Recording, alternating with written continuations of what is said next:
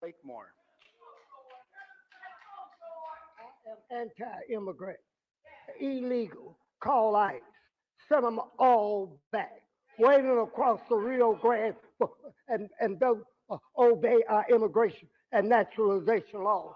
And watch my minutes, because you should have it up here and over here, because they steal my minutes. We are the only people in America that was enslaved in America. We are not immigrants. We're not migrants. We belong. Listen, listen. We are the only people enslaved in America. We didn't come over waiting and looking for something. And when we came over, we did work. And to see another group come over here, it's disgraceful. It is un-American.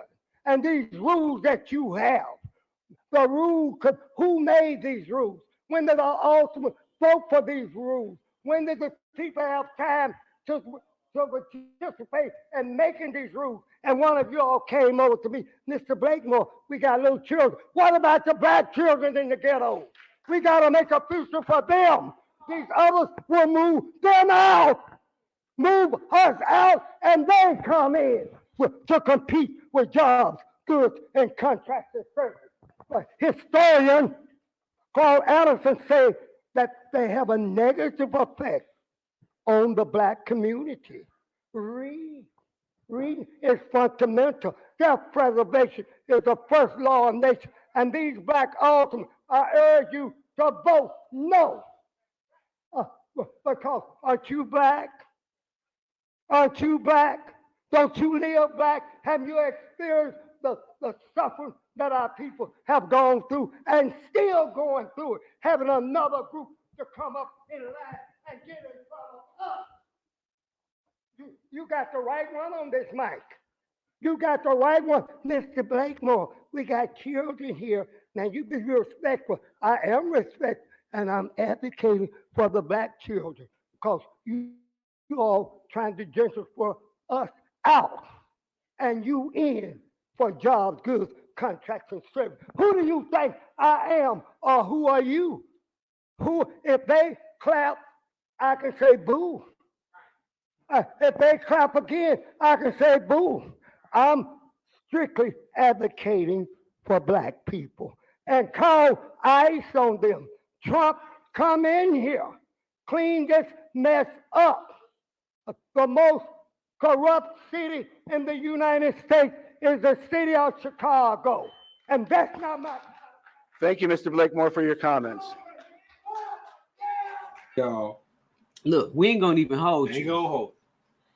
We're gonna let these videos show you the hypocrisy of both Mayor Johnson and Governor Pritzker. They talking about the National Guard like it's new. It ain't new. The National Guard was just here last August for the DNC. Yeah, it was good enough to protect Kamala though. So just let these videos speak for themselves. Watch them to the end and you decide. Have a good one. Ain't gonna hold. I want to start with the fact that we've now learned the Trump administration is preparing to launch what they call major immigration enforcement here in Chicago in the coming days. The Homeland Security Secretary on Friday suggested, quote, we're going to use LA as an example. So that mix of federal agents deploying with the assistance of National Guard troops potentially to protect them and federal property. What's your response to those apparent plans? Well, they've been here before. ICE has, scaring the communities across the city of Chicago. Frankly, right here in Little Village, businesses had to close. People had to stay home. People who are U.S. citizens, by the way, because they're afraid of being snatched off the streets and disappeared by people wearing masks and throwing them into vans. So the people of Chicago know what this looks like and are prepared. We hope that they don't send any troops along with ICE.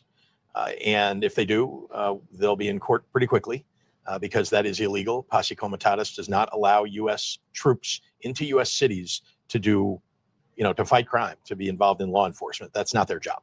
If they're doing federal immigration work, a judge might say, if they're protecting those federal agents, that's okay. I mean, you'll just fight that in court as long as you can. Well, National Guard troops, any kind of troops on the streets of an American city don't belong unless there is an insurrection, unless there is truly an emergency. There is not. A few moments later. And tonight we have also learned that the National Guard has been deployed to help out with security. The big story is security, like this on the Gold Coast, new barricaded streets, and word that 1,000 National Guard and Department of Defense officers are also in town to assist the city. Nobody expects that we'll have to use them for anything very serious, but we also want to make sure that we have additional law enforcement type folks who are in uniform and who are trained to be police. Illinois Governor J.B. Pritzker confirmed today that he's called up about 250 members of the Illinois National Guard to be on standby during the convention, many of them already here at Chicago Police Headquarters. We have 13,000 National Guard in the state of Illinois, and very proud of those National Guardsmen, and we do call them up when we really need them. Governor J.B. Pritzker today confirming a tip to Fox 32 that some 250 Illinois National Guard troops have been activated to assist Chicago police. Many of those guardsmen are being billeted at police headquarters at 35th and Michigan, and we saw some standing outside the building earlier today. Photos obtained by Fox 32 also show the Guard inside police headquarters. Pritzker says those being called to duty are trained as police officers with experience in crowd control, and he explained how they'll be used. They are really on standby. They are, at the perimeter. Nobody expects that we'll have to use them for anything very serious, but we also want to make sure that we have additional law enforcement type folks who are in uniform and who are trained to be police available. During the Republican National Convention in Milwaukee last month, 1,700 Wisconsin National Guard troops were deployed to assist security efforts. And it's not just the Guard being used in Chicago. On Saturday, Police Superintendent Larry Snelling deputized about 300 police officers from Milwaukee and downstate Illinois to work with Chicago police. I want to reassure everyone that we will have resources in every single neighborhood. So it's not forgotten that we have a city to protect. It's not just around the venues covering the Democratic National Convention. Now, we're told those Illinois National Guard troops will be used as something of an insurance policy. If all goes smoothly during the DNC, it's likely we won't even see them. But if protests do get out of hand, we will see them, with possibly more called up as needed. At Police Headquarters, Dane Placco, Fox 32 Chicago. National Guard troops, any kind of troops on the streets of an American city, don't belong unless there is an insurrection, unless there is truly an emergency. Labor Day weekend in Chicago as President Trump continues to set his eye on the city, threatening to send in the National Guard as early as this week. At least 52 people have been shot in Chicago over the Labor Day weekend. 7 of those victims died. The violence included 3 mass shootings that happened at Haddon in California, in Chicago's Humboldt Park neighborhood, and 2 in Chicago's Bronzeville neighborhood, 35th and State and 36th and Cottage Grove. ABC 7's Jasmine Miner talked to people in Bronzeville about concerns about 2 mass shootings happening within 48 hours. Many here in Bronzeville describe the neighborhood as on the come up, and they say they're not going to let the violence stop the positive work they're doing. For one woman, that means keeping kids healthy, active, and on the field. Come on. We're gonna push through because it disservices the kids. Alexis Hawthorne, owner of the top-tier university football youth program, says even gun violence won't keep her from serving kids in need. Their practice comes just a few hours and down the road from a mass shooting early this morning. 5 people were shot near 36th and Cottage Grove near Ellis Park, including a 17-year-old who is in critical condition. At the end of the day, to have one person that was critically injured and 4 folks in the hospital, whatever the situation was, it was senseless. It is the second mass shooting in Bronzeville in the last 48 hours. 60 people were shot over the 3-day holiday weekend in Chicago. 8 people were killed. Eric is live at police headquarters with the latest on the investigations. Eric? Well, good morning. Over the long weekend, Chicago police opened up more than 30 shooting investigations. And as you said, 8 people were killed. In Pilsen, a memorial grows at the corner of West 17th and Wolcott. It was heartbreaking. A fixture in the Pilsen neighborhood known as Pepe was shot and killed around 1:30 Sunday morning. He's like such a good dude and just completely opposite of, violence in any way. 2 others were also hurt but expected to survive. Doorbell cameras captured the eruption of gunfire. Several people can be seen running away from the area Pepe was found. I'm very upset, angry, because that should have never happened to Pepe. He didn't bother anybody. Overall, at least 57 people were shot, including 8 killed. Several other incidences also included multiple victims. In Ellis Park, 5 people were shot. In Humboldt Park, 4 wounded, and another 7 in a shooting in Bronzeville. This violence you don't have to be involved in it. Like, it can just happen to anybody. Someone standing on the corner minding their own business. 2 more people were shot early this morning. According to Chicago police, both are expected to survive. Chicago police have not made any arrests in any of the cases. We're live at police headquarters this morning. I'm Eric Rung, WGN News. What we're dealing with in the state of Illinois, ain't nobody gonna continue to deal with this, and that's just what it is. I'm not gonna deal with it. Danielle's not gonna deal with it. Other people are not gonna deal. The silent majority is not gonna deal with it. So people like that weak thing that just harassed us earlier today. It's plenty of y'all that do that, but y'all are doing it all for the wrong reason. I'm telling you right now. When we get to security, I want you to have that same energy. I want you to have that same energy, because I'm not the 1, the 2, the 3, the 4, the 5, 6, 7, 8, 9, 10. I'm not it at all. I watched how this mayor stole all this money. I watched how he's choosing illegals over us. I watched how the 20 aldermen are not doing anything. The Do Nothing Black Caucus is doing anything. I'm watching how Venezuela is running this city with CTU. I'm watching all this. I've been watching all this. So what I see and what you say, you can't argue with me at all. So you're gonna get straight cursed out coming to me with any of that because of a red shirt. Yeah, guys, it's I just want to, and I also want to send our deepest condolences out to the family members who lost their loved ones, over this past weekend. Yeah, and the troops are coming. Yeah, the troops are coming. President Trump, we need help. We need help, because this right here, we can't keep living like this. Yeah, we have no leadership. We have all the men in leadership here are weak. Yeah. Weak men, and then you got weak men outside going off on a group of women because they feel some type of way because they can't get on the front line because they're weak. Yeah, we're in a real war zone. Big. We're in a war zone, and we are out here, and our elected officials have failed us, been failing us, and yeah, we need some help. All right, guys. All hands on deck. Yes, thank you all. Watch Pritzker get up and say about, we don't need help, we're safe. But 2 weeks ago, they had 6 people murdered, and they had 24 people hit by bullets. Mind up on Chicago, though? Well, we're going in. I didn't say when, we're going in. When you lose, look, I have an obligation. This isn't a political thing. I have an obligation. So President Trump vowed to send in the National Guard troops to Chicago, where 8 people were killed and 50 others were hurt in shootings this weekend. The city leaders remain defiant. I'm aware that the President of the United States likes to go on television and beg me to call and ask him for troops. I find this extraordinarily strange, as Chicago does not want troops on our streets. I refuse to play a reality game show with Donald Trump again. The Trump administration continues to try to use the real pain and loss of gun violence victims as a pretext for expanding his own power. Zoe Lee, founder of Chicago Flips Red, joins us now. Zoe, thanks so much for joining the program. Thank you for having me. So they continue to say they don't need the president's help. Do you agree? No, I disagree. Yesterday, what you witnessed was the useless 5. Lieutenant Governor Juliana Stratton, our Attorney General Kwame Raoul, who we never see, Governor Pritzker, Tony Dwayne Preckwinkle, who's the Cook County Board President, and then we have Mayor Brandon Useless Johnson. They are very unconstitutional. They don't understand law, and they don't understand order. We have an education crisis in the city of Chicago. We have a mental health crisis in Chicago. Our children are dealing with PTSD, post-traumatic stress disorder, that a lot of people do not know in our communities because we're not taught about mental health.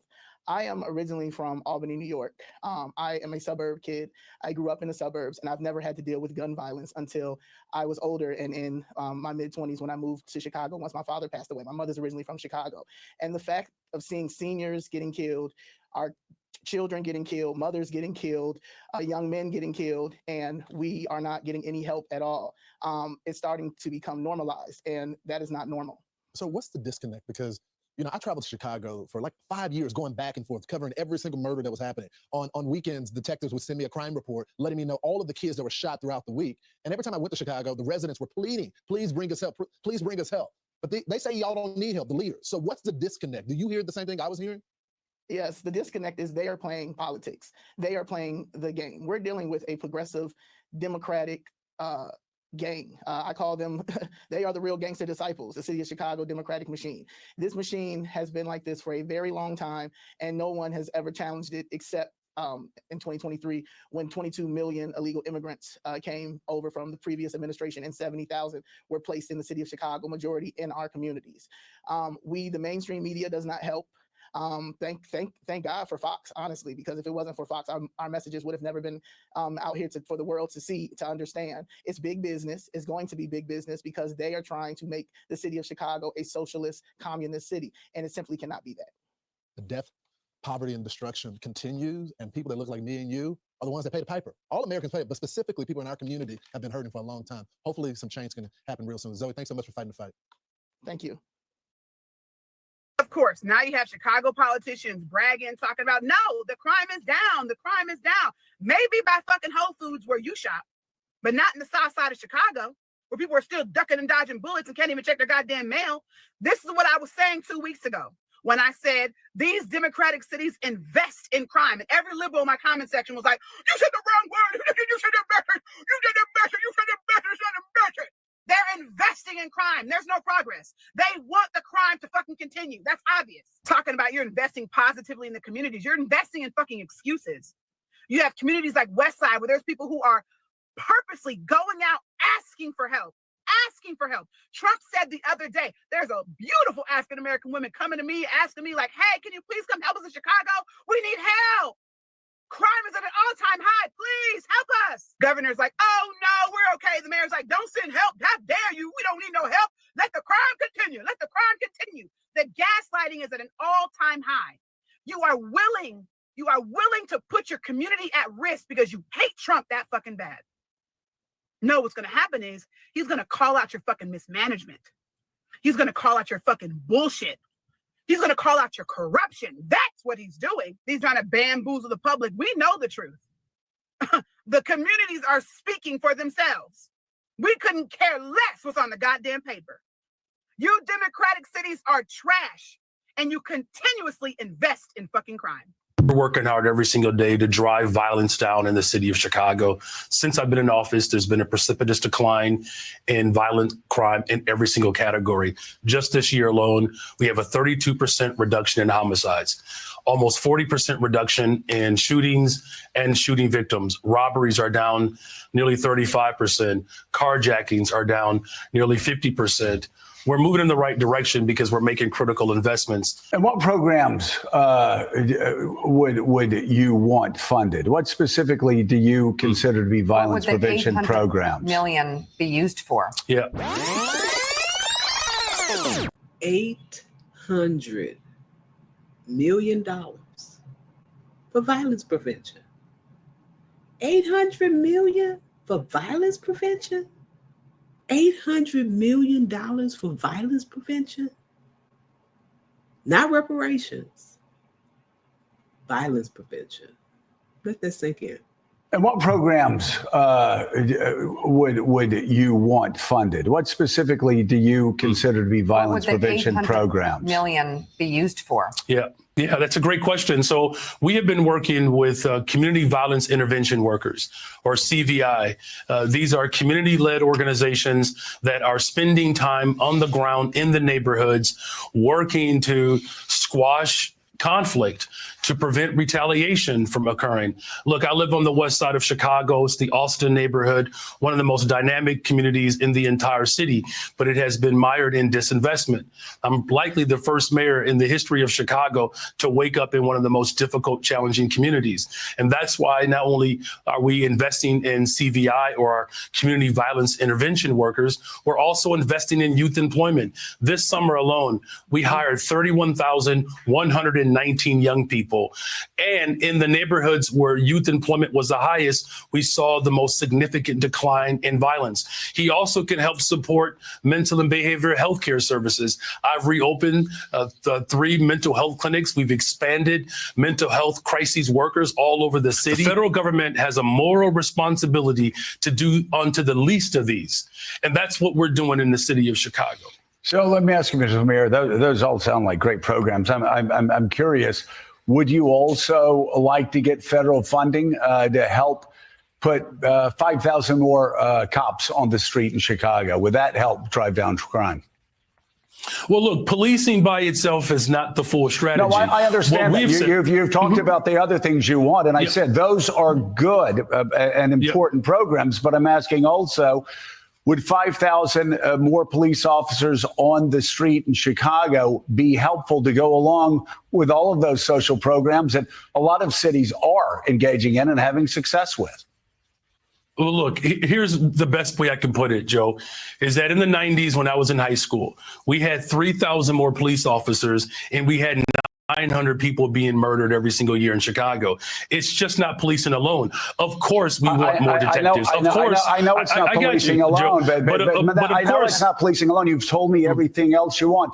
I'm curious, and this does come down to an ideological difference between people. Do you believe that the streets of Chicago would be safer if there were more uniformed police officers on the streets of Chicago?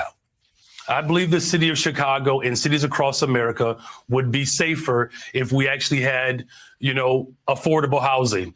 Look, okay, I'm not saying that that's not the question I asked. My question is, and I just need a yes or a no. Do you believe the streets of Chicago would be safer if you got all of those other extraordinary programs put back into place, which do have a history of being successful, if that's complemented by having 5,000 more cops on the streets of Chicago?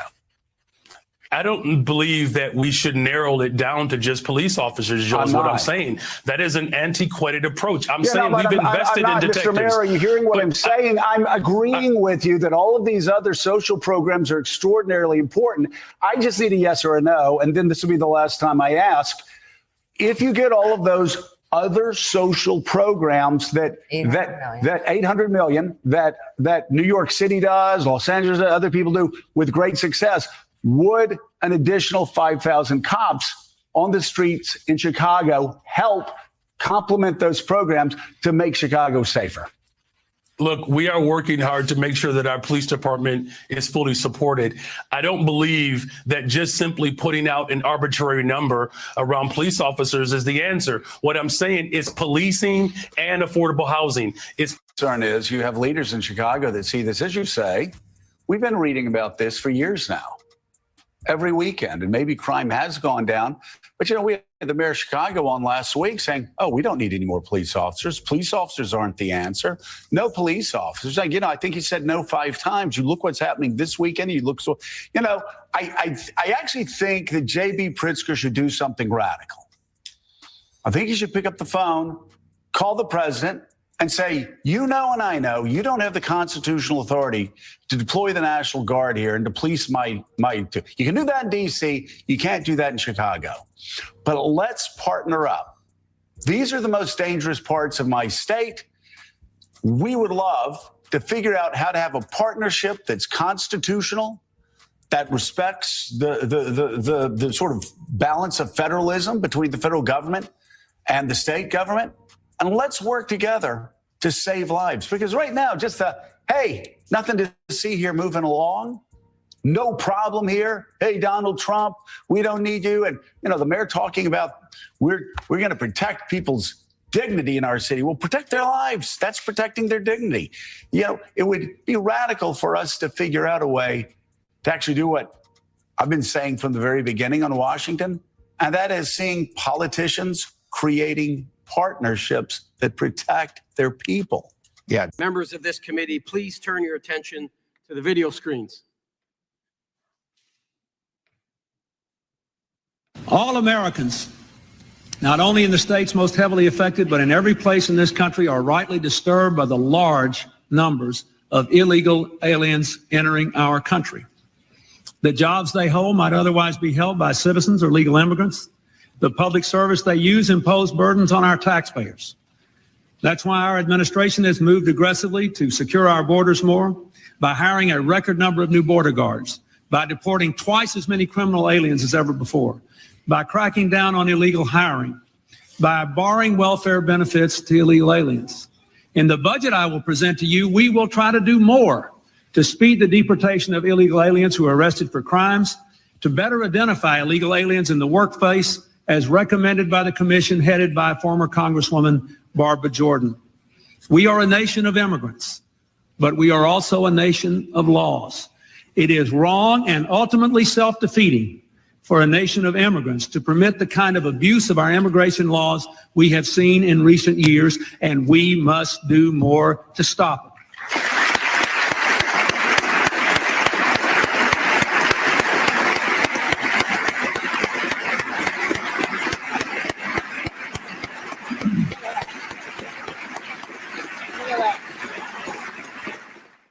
You believe in open borders and complete chaos. Did you notice the bipartisan support in the chamber? As the video was played, everybody was clapping in that chamber. If I were in Congress in 1995, I would have also stood. Because I wasn't, I stand here today. Other than President Donald J. Trump, the greatest president in my lifetime with the most safest and secure border, I believe President Clinton understood just how important border security is to our nation. But boy, oh boy, have times changed. 28 years later, the left has gone off the rails. They've gone completely nuts. They've done just the opposite of what the leader of the Democrat Party, President Clinton, stood for on border security in 1995. This committee's ranking member, he was in Congress in 1995. I assume he stood. It seemed like the majority, if not all of the entire chamber, they stood. Matter of fact, Mr. Clinton delivered his speech in the third year of his first term, and he was reelected in 1996. He beat Bob Dole, won by over 8 million votes, won the Electoral College 379 to 159. He had the support of the American people, and I'm going to assume the ranking member also voted for Bill Clinton in 1996. We have two other members, Ms. Jackson and Ms. Lofgren. They were both freshmen at the time. I will assume they stood during that powerful speech as well. And do you know why they supported and voted? They voted for legislation in 1996 strengthening our immigration laws. I applaud them for that. So what's changed, folks? What's changed with the Democrat Party? I'll tell you what's changed. If you wouldn't have heard President Clinton's voice or seen his face, you would have thought Donald Trump delivered that speech. I don't believe that President Clinton was called a racist, a white supremacist who hated immigrants, as the left and the dishonest media has painted Donald J. Trump to be. I have a report from the Heritage Foundation titled Tracking Movement of Illegal Aliens from NGOs to Interior of the USA. Why do you think NGOs have moved illegal immigrants to 431 of the 435 congressional districts? The truth is, hear me, it's because the Democrats' progressive policies are not acceptable to Americans. Heritage obtained a sampling of approximately 30,000 cell phones that were tracked to NGOs along border states. They tracked approximately 22,000 devices at 20 NGO locations in January 2022. The same devices were later traced to 431 separate U.S. congressional districts, and of the 52 with the highest rate of tracked devices, 71 of them were Republican congressional districts. The report revealed that it's not a coincidence, folks. The flood of illegal immigrants means a continued rise in surplus laborers. That surplus drives down the wages of existing middle-class and lower-class job holders until they leave the job forces, and then they're forced to go on welfare with the hopes that they will become loyal supporters of the Democrats. That's what this is all about. All right, I've sat back and I've watched everybody have their statements about violence in Chicago and Donald Trump bringing troops. And I'm going to tell you where I stand. And if you know me, you already know where I stand. But let me first get this out.